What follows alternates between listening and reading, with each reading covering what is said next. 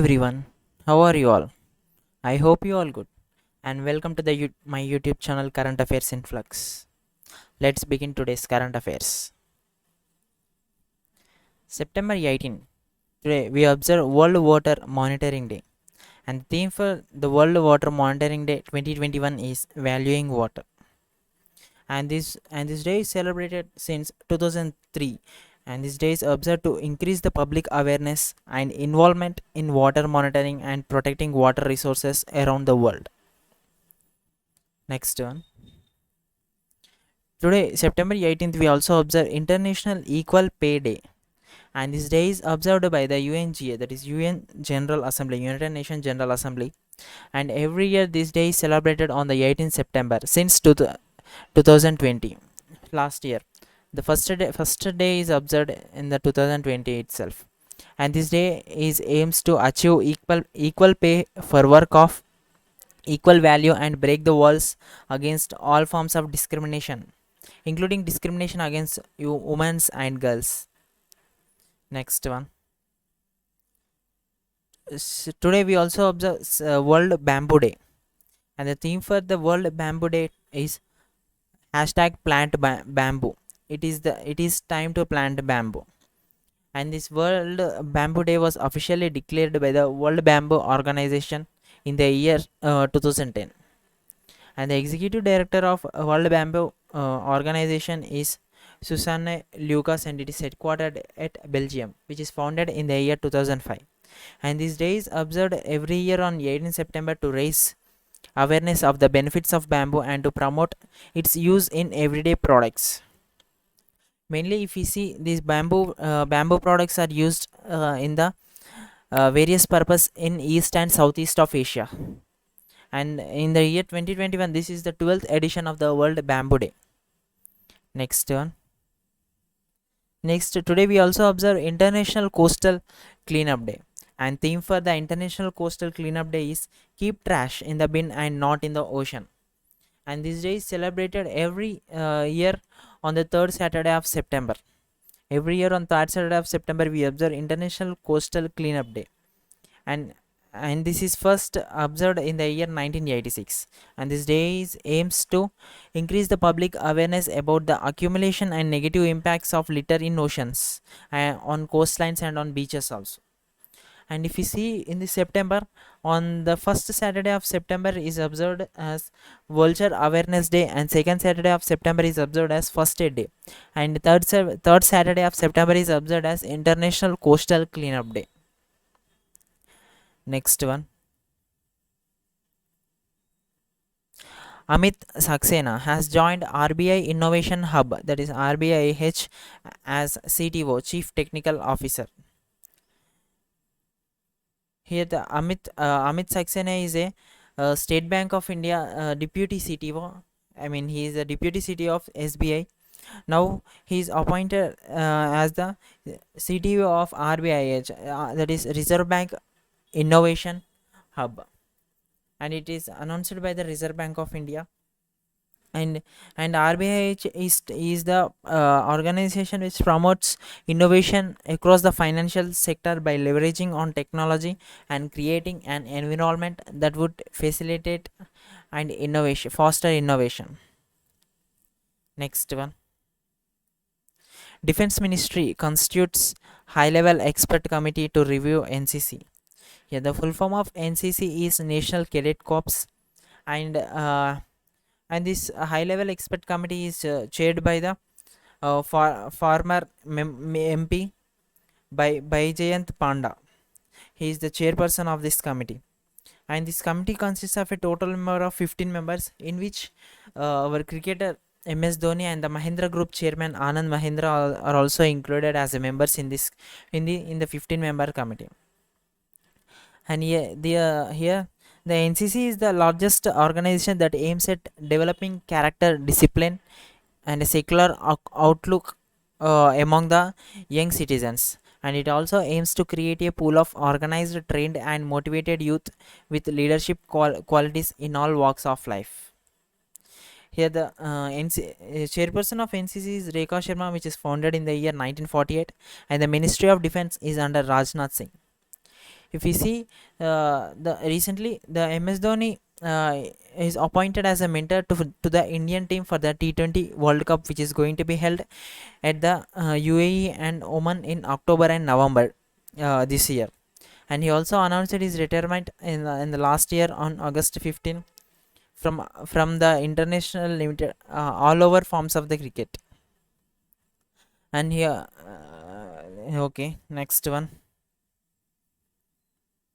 Niti Aayog has launched a report titled Reforms in Urban Planning Capacity in India. And this report is a report which presents measures to ramp up urban planning capacity in India. Here, the urban planning is the foundation for the integrated development of cities, citizens, and the environment.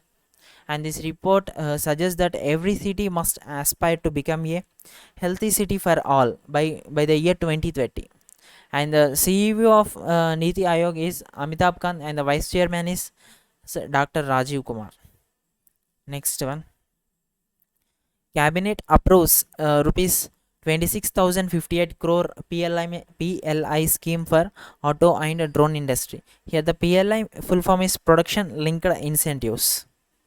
Here the cabinet has approved to provide a PLI scheme for auto and the auto components and the drone industries to enhance India's manufacture capabilities. Here, the PLI scheme will incentivize the emergence of advanced automotive technologies, global supply chain in India, and the incentives worth of 26,058 crore will be provided to the industry for the next 5 years. Here, the PLI means it is a scheme which provides intense incentives to the companies for enhancing their domestic manufacturing. Apart from focusing on reducing import bills and improving the competitiveness of local goods. From this 26,058 crore, here the 25,938 crore will be sanctioned for the automobile industry, and 120 crore will be sanctioned for the drone industry. Recently, we have also seen that Union Cabinet has also approved the PLI scheme worth of rupees 10,683 crore for the textile sector to boost domestic manufacturing and exports. Which by approving this about more than 10,000 crore to the textile sector, which aims to attract investments worth 19,000 crore over the 5 years. And these and approving of these PLI schemes is a part of the PLI scheme for 13 years, which with a total budgetary outlay of 1.97 lakh crore of 2021 and 2022 budget. Next one. J&K launched a new mission called One Gram Panchayat, One Digi Pay Shakti.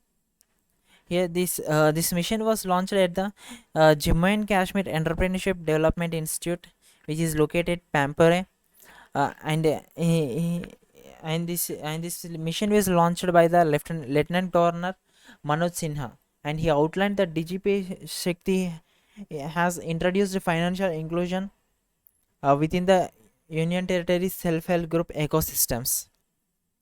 Initially, the DigiPay facility will be provided in 2000 remote villages of the Union Territory. And the Lieutenant Governor of Jammu and Kashmir is Manoj Sinha. Next one. Medicine from the Sky. It is an initiative which is launched in Telangana by the Medicine from the Sky is an initiative which is launched by the Telangana government.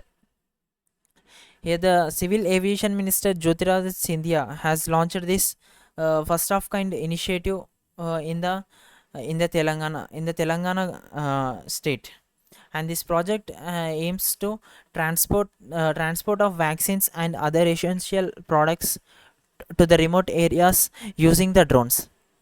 And this project is a pilot basis projects which will be implemented in the 16 green zones in Telangana, and which will be later scaled up on the national level based on the data. And this data will be analyzed for the 3 months And this project was first launched in the Vikarabad area in Telangana state. And the governor of Telangana is Tamilisai Soundararajan, and the chief minister is K. Chandrasekhar Rao. Next one. The 21st meeting of SCO was held in Dushanbe, Tajikistan. Here, this is the 21st edition of the SCO, that is Shanghai Cooperation Organization meeting, which is held in Tajikistan, and the headquarters of SCO is at Beijing, China, uh, and the Secretary General of SCO is Vladimir Noro. Here, this meeting is held to ensure the security and maintain stability across the vast Eurasian region. And this is the first SCO summit which held in a hybrid form, which means in a virtual form. And our Prime Minister Narendra Modi has participated in this meeting virtually by a video link. And this is, and 2021 SCO meeting is the 28th. In this year 2021, the SCO is celebrating the 20th anniversary of its formation. And the member of this SCO, that is Shanghai Cooperation Organization, member countries are China, India, Kazakhstan, Kyrgyzstan, Russia, Pakistan, Tajikistan, and Uzbekistan. Here, the president, if you see, the president of Tajikistan is Emomali Rahman. Next one. A book titled Translating Myself and Others, which is written by Gopal Lahiri. Here, this Lahiri. Here, Lahiri is a Pulitzer Prize winner, and she launched this book called Translating Myself and Others. In this book, it shows the highlights of her work as a translator, and it will be a collection of essays which reflects Lahari's experiences on the meaning of translation, on the in like translating her own writing and writing across the languages. And this book is published by the Princeton University Press. Next one. Lasith Malinga announces retirement from all forms of cricket. Here, the Lasith Malinga is an Sri Lankan player who announced the retirement from the T20 cricket after playing 295 matches, and he picked up about 390 wickets in all of these matches, and he already retired from the Test and the ODI matches also. By this, the Lasith Malinga has announced the retirement from all forms of cricket. And Malinga was the first bowler at T20 wickets, and his bowling toe crushing Yorkers named his bowling named toe crushing Yorkers delivery made him one of the greatest bowlers in the history. Next one. Thank you everyone. Stay safe, stay strong.